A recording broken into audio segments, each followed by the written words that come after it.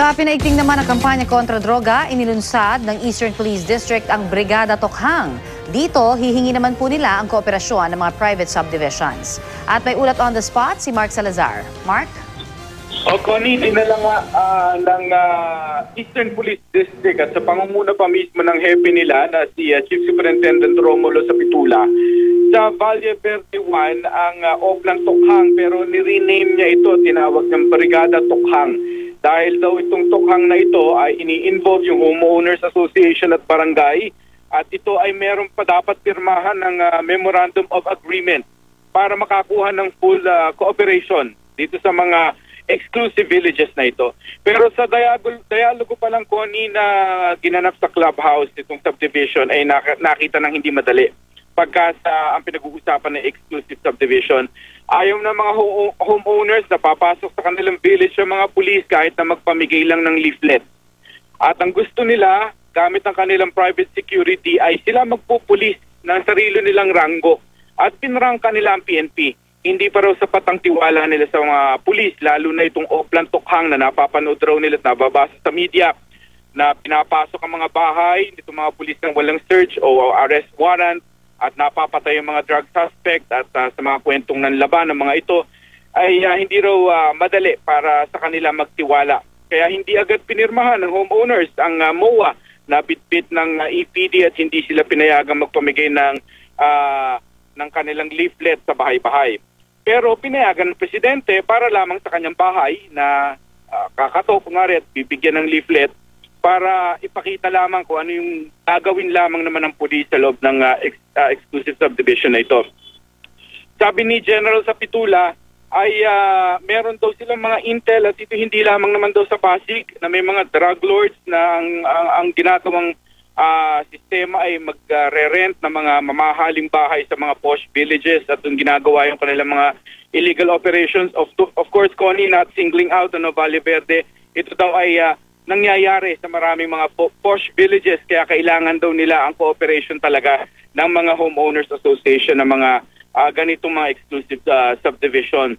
Pero sabi ng Valle Verde, sa pamagitan ng kanilang presidente, meron din silang mekanismong sarili na chine-check nila yung kanilang mga homeowners, yung kanilang mga permanent homeowners na chine-check kung sila'y nagpaparenta at sinisigurong hindi illegal ang ginagawa sa kanilang mga bahay na nirentahan.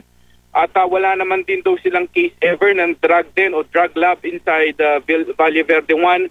At kung meron daw in the past ay yung cybercrime operation pero hindi na raw ito naulit-uli. Kung meron naman daw silang mamomonitor through their own surveillance, ay pagbibigay alam naman daw nila ito sa pulis. Pero ang hindi sila komportable ay yung pulis sa loob ng kanilang subdivision ang gumagawa ng mga bagay na ito. At during the dialogue, Connie, ay nag-present ang Pasig Police para sabihin kung ano ang lagay ng krimen at droga sa city. 49% daw ng street crimes. All-time low ay bumaba.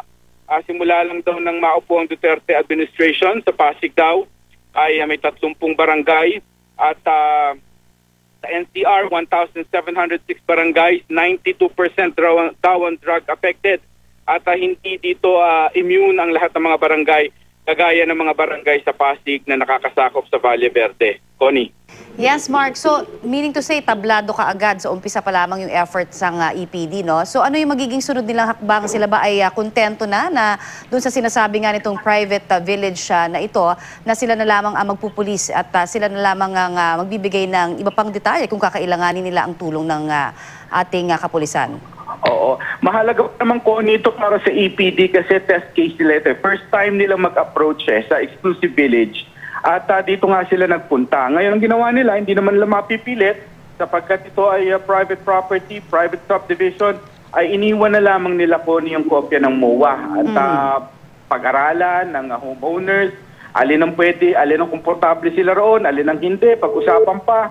At kung pag-usapan pa, kung halimbawa yung parang mga mailman lang naman tao, hindi naman daw kakatok at kailangan may humarap, yung kahit sa mga mailboxes lang daw ay makapag-iwan sila ng leaflets. Dahil yung leaflets na ito, Connie, naglalaman ng mga number, may mga tips at number ng police kung sinong dapat tawagan, kung halimbawa ay sila ay may mamamonitor ano man in their neighborhood para multiplying force ba na tulungan ang pulis na magmanman sa illegal na droga, Connie. So sa ngayon, wait and see lamang, kumbaga, Mark, ang mangyayari ngayon on the part of the police. Oo, they cannot impose this Oplan Tokhang dito sa mga exclusive villages na ito dahil napakahigpit nito hanggang gate lamang kahit ikay uniformado, naka-police mobile ka, ay hindi ka maaaring pumasok dito tumikot nang wala kang koordinasyon sa administration ng homeowners, hindi ka papapasukin ng kanilang private security. Kaya hindi naman din daw pipilit kahit na sinabi na sa Pitula na technically speaking, kung meron silang i-operate, they can go anywhere basta ito yung nasa kanilang area of responsibility, but because they say they respect everyone, ay kailangan nilang mag-coordinate, and that's what they're doing with the Homeowners Association, Connie. Alright, maraming salamat sa iyong update na yan, Mark Salazar.